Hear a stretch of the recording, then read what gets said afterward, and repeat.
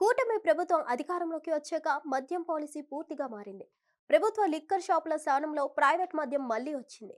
నాణ్యమైన మద్యం సరసమైన ధరలకు అందిస్తామనేదే కూటమి ప్రభుత్వం హామీ. అందులో భాగంగా తాజాగా కొన్ని కంపెనీలు మద్యం ధరలు తగ్గిస్తూ నిర్ణయం తీసుకున్నాయి. ఏపీలో మద్యం ధరలు భారీగా తగ్గాయి.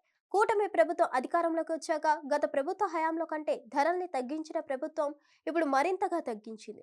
తాజాగా 11 కంపెనీలు మద్యం ధరల్ని తగ్గిస్తూ నిర్ణయం తీసుకున్నాయి. ఇప్పటికే అధిక ధరలు బెల్ట్ షాపుల నిర్వహణపై ప్రభుత్వం దృష్టి సారించి కఠిన చర్యలకు ఉపక్రమించింది. అధిక ధరలు విక్రయించిన లేక బెల్ట్ షాపుల్ని ప్రోత్సహించిన ముందు జరిమానా ఉంటుంది. ఆ తర్వాత లైసెన్స్ రద్దు చేయనున్నారు. కూటమి ప్రభుత్వం 99 రూపాయలకే క్వార్టర్ మందు ఇస్తామని ఏకంగా ఎన్నికల్లో హామీనే ఇచ్చింది. అయితే ధరలపై ఫిర్యాదులు రావడంతో ప్రభుత్వం మద్యం కంపెనీలతో చర్చలు జరిపింది.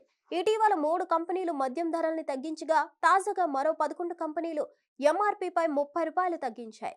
మెన్షన్ హౌస్ బ్రాందీ క్వార్టర్ ధర 220 రూపాయల నుంచి 190 రూపాయలకు తగ్గింది. జాఫ్ అయితే 440 నుంచి 380 అయింది. ఫుల్ బాటిల్ 870 నుంచి 760 అయింది.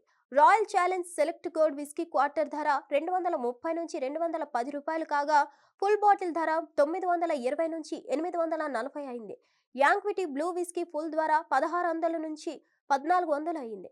ఇప్పటి నుంచి ప్రతి మద్యం దుకాణం వద్ద మద్యం బ్రాండ్లు ధరల పట్టిక ఖచ్చితంగా డిస్ప్లే ఉండాలని ప్రభుత్వం ఆదేశించింది. హిట్ టీవీ యాప్ ని డౌన్లోడ్ చేసుకోండి. ఇందులో short news, live news, entertainment movies అన్ని అవైలబుల్ గా ఉన్నాయి. Please download Hit TV app. Hit TV app hit TV యాప్ని ఫ్రీగా డౌన్లోడ్ చేసుకోండి.